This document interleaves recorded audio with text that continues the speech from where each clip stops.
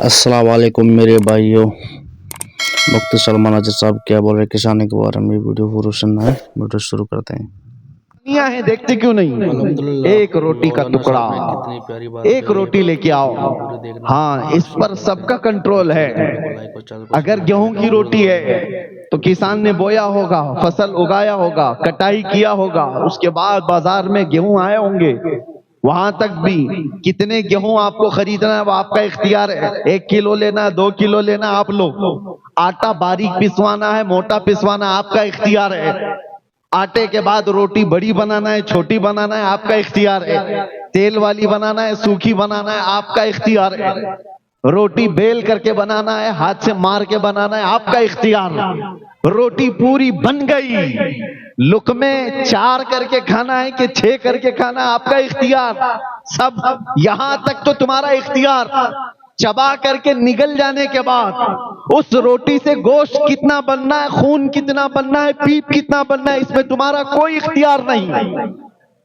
कौन बनाता है? उस एक रोटी से गोश्त भी बनता है, खून भी बनता है और फजला भी बनता है।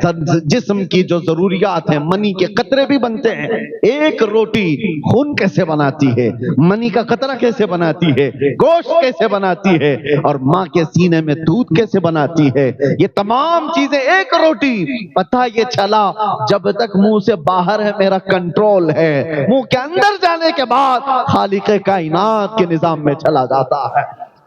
यह हमारी जात में मौजूद निशानी है। हमारी जात के अंदर हमारा कंट्रोल नहीं है। और क्या आपने कभी महसूस किया खून और दूध कितने अपोजिट लगते हैं?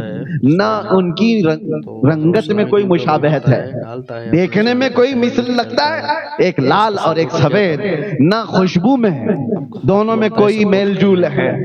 खून की बू अलग है, दूध की बू अलग है। ना देखने में, ना सूंघने में, ना चखने में कोई जरा बराबर भी इनके अंदर मुशाबहत नहीं। खून चख करके देख लो, दूध चख करके देख लो, जमीन आसमान का फर्क है। उसके बाद असर में भी, अरे दूध कुछ और बना देगा, खून कुछ और कर देगा, दोनों बहुत डिफरेंट। लेकिन आपको पता है कुरान कहता है यखरुजु मिन बैनि बुतूनिहा शराबुन मुख्तलिफुन अलवानुहा व फीही शिफाउल लिन्नास। अल्लाह तबारक व तआला फरमाता है मिन बैनि फरसिन व दमिन लबनन खालिसन साइगन लिशारिबीन।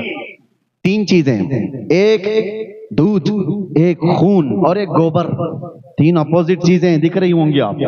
और अल्लाह कुरान में 14वें पारे में फरमाता है गाय को देखो, बकरी को देखो, दूध कहां से बनता है, साइंस के बच्चे हों तो तहकीक करके मालूम करें, रिसर्च करें। दूध जहां से निकलता है, अल्लाह फरमाता है खून और गोबर के बीच से निकलता।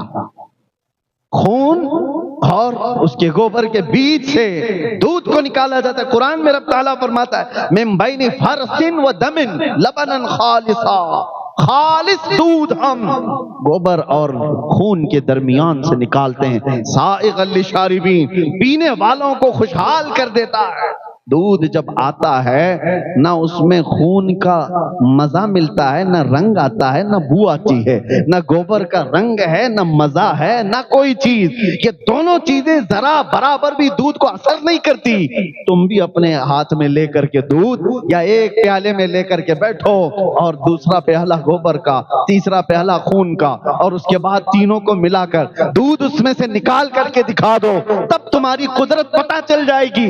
एक प्याले से मैं दूध को इन गलाजतों से अलग नहीं कर सकता। अगर इन गलाजतों से कोई अलग कर सकता है तो वो एक ही ताकत है, रब्बे जुल जलाल। अल्लाह तबारक व तआला इन गलाजतों से भी पाकीज़गी को निकालता है और ये उसकी कुदरत के दलाइल में से है। कुरान अजीम में अल्लाह ने फरमाया।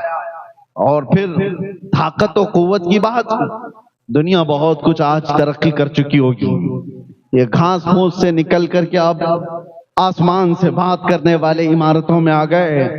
लोगों ने ये सोच लिया कि अब उड़ने वाले तैयारे, परिंदे की शक्ल में जेट, सारी चीजें हमने बना ली हैं। दुनिया को हमने घंटों में नहीं मिनटों में तय करना शुरू कर दिया। लेकिन ये सब चीजें होने के बाद आज तक पूरी कायनात में किसी ने ये दावा नहीं किया कि मैं किसी की जान भी डाल सकता हूं। یہ ایک چیز ایسی ہے جو انسان مرتے دم تک بلکہ قیامت تک اس کو نہیں کر سکے گا. کیوں؟ قرآن میں اللہ تعالیٰ فرماتا ہے کہ یہ انسان کی بات تو چھوڑو، رب تبارک و تعالیٰ یہ فرماتا ہے وَمَا قَدَرُ اللَّهَ حَقَّ قَدْرِهِ. اللہ تعالیٰ فرماتا ہے کہ لَن يَخْلُقُوا ذُبَابًا وَلَوِ اجْتَمَعُوا لَهُ، سارے انسان مل جائیں تب بھی وہ ایک مکھی نہیں بنا سکتے، ایک مکھی نہیں بنا سکتے. لَن يَخْلُقُوا ذُبَابًا، قرآن کا لفظ میں کہہ رہا ہوں، وَلَوِ اجْتَمَعُوا لَهُ، سارے لوگ مل کر کے اس پر کوشش کر لیں تو ایک مکھی نہیں بنا سکتے جو جان ڈالنا ہے اس کے اندر، جاندار چیز کو نہیں بنا سکتے. تمہارے اندر جو جان ہے یہ اللہ کی نشانی ہے، اور موت یہ اللہ کی نشانی ہے. اس سے بڑی نشانیاں کیا ہو سکتی ہیں؟ موت اور حیات اللہ کے ہونے پر دلیل ہے. ہر بیماری کو ڈاکٹر صحیح کر سکتا ہے، مرنے کے بعد کیوں نہیں صحیح کرتا؟ چند سانسیں کیوں نہیں دے سکتا؟ ارے میرے عزیزو، تاریخ میں موجود ہے ایک بہت بڑا امیر زادہ کوریا کا رہنے والا جو حکومتوں کو خرید لیا کرتا تھا، ملین نہیں بلین ڈالرز کا مالک، لیکن بیمار ہوا. یہ 2012 اور 14 کی بات میں عرض کر رہا ہوں.